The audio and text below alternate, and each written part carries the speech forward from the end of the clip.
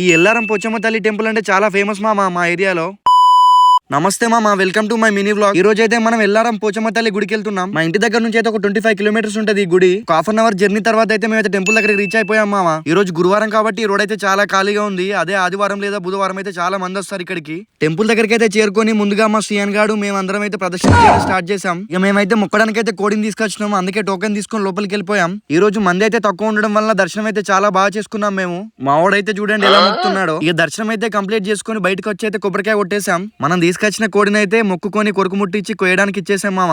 బయటకు వచ్చేసరికి అయితే మా వాడికైతే బొమ్మల షాప్ కనిపించింది. చాలా సేపు అయితే ఆలోచించి ఒక 2 బొమ్మలు అయితే తీసుకున్నాడు. ఇక ఈ టెంపుల్ గురించి చెప్పాలంటే మా దగ్గర చాలా మందికి అయితే తెలిసే ఉంటది. మేమైతే ఎవ్రీ ఇయర్ ఇక్కడికి వచ్చి మొక్కుకుంటాం మామ. ఇంకా చాలా మంది అయితే ఫ్యామిలీస్ తో వచ్చి ఇక్కడే ఫంక్షన్లు అయితే చేసుకుంటారు. మీరు కూడా ఎప్పుడు చూడకపోతే ఒకసారి అయితే విజిట్ చేయండి మామ. ఇంతలోనే అన్న వాళ్ళు అయితే పిలిచి మీ చికెన్ అయితే కటింగ్ అయిపోయింది అన్నారు. ఇక మేమైతే అది తీసేసుకొని ఇంటికైతే స్టార్ట్ అయిపోయాం. ఇప్పటికైతే ఇంతే మామ, ఉంటా, బాయ్ బాయ్.